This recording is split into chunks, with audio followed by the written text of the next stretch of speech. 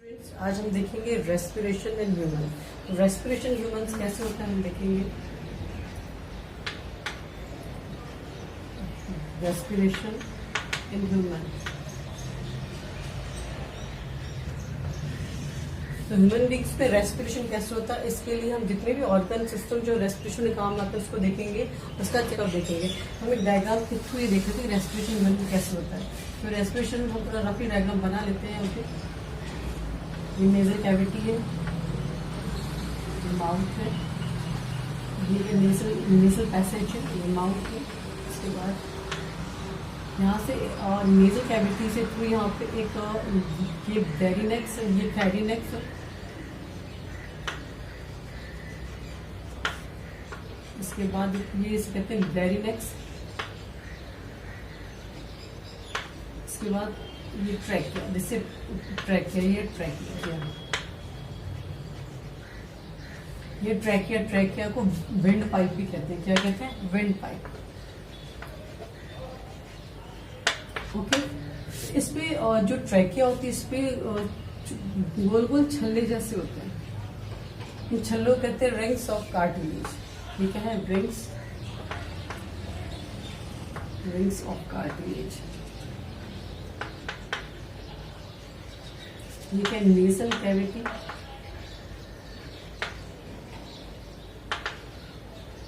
इसके बाद जो होता है यहाँ पे जो ट्रैकिया होती है 2 पार्ट्स में डिवाइड हो जाती है। ये क्या है?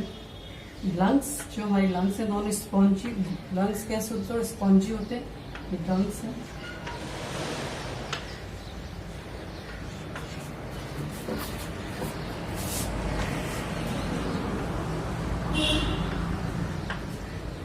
ये 2 फर्दर पार्ट में डिवाइड हो जाती है। क्या कौन डिवाइड होता है? ट्रैकिया।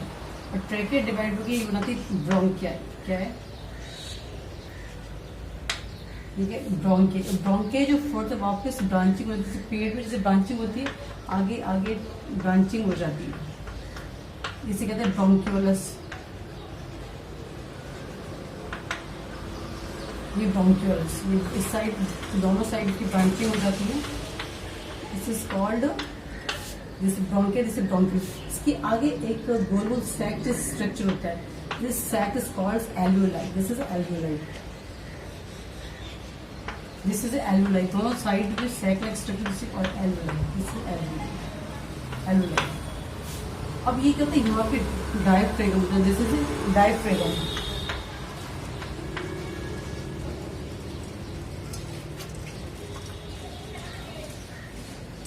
This is diaphragm. तो ये हमारे रेस्पिरेटरी ट्रैक का पूरा स्ट्रक्चर होता है। तो ये होता है कि वापस एक नेजल कैविटी है, फिर पेरिनेक्स है, फिर लैरिनेक्स को कनेक्ट करते हैं। उसके बाद एक विंड पाइप ट्रैकिया आ जाती है। ट्रैकिया में गोल गोल छल्ले होते हैं, रिंग्स ऑफ कार्टिलेज। ये छल्ले क्यों होते हैं? ये छल्ले इसलिए होते हैं कि यदि ये छल्ले ना हो तो विंड पाइप जो इसमें एयर ना होगी तो चिपक जाएगी।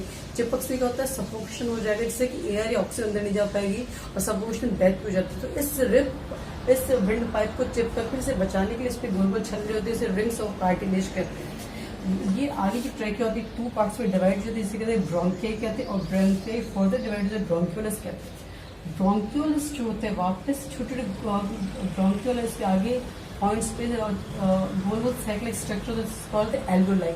सिंगुलर वर्ड एल्वियोलस और बहुत से एल्वियोलाई बनाते हैं। एल्वियोलाई की लेयर बहुत पतली होती है, इसमें ब्लड वेसल्स होती है। ब्लड वेसल्स क्या करती है?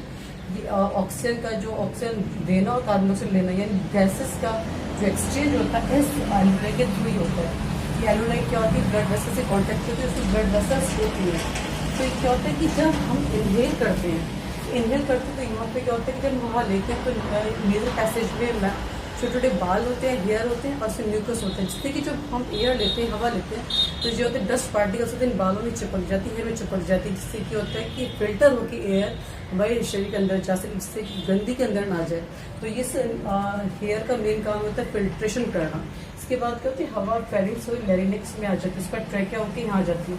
तो जब हम इनहेल करते हैं तो क्या होता है कि डायफ्रेगम, ये रिब्स और डायफ्रेगम्स का एक कंबाइंड मूवमेंट, मसल्स मूवमेंट होता है। तो क्या होता है कि जब ये जो लंग्स होते हैं थोड़ा सा कैविटी में होते हैं, आप सबको पता है कि थोड़ा सा कैविटी के अंदर ड्रिप केज बनता है, उसके अंदर रहते हैं। जब हम इनहेल करते हैं तो थोड़ा सा कैविटी का क्या होता है वॉल्यूम बढ़ जाता है। वॉल्यूम बढ़ने से क्या होता है जो एल्वुलाई का एयर प्रेशर क्या होता है बहुत कम हो जाता है। जब एल्वुलाई का एयर प्रेशर कम हो जाता है तो डायफ्रागम क्या होता है चपटा हो जाता है और सांस अंदर खींच ली जाती है।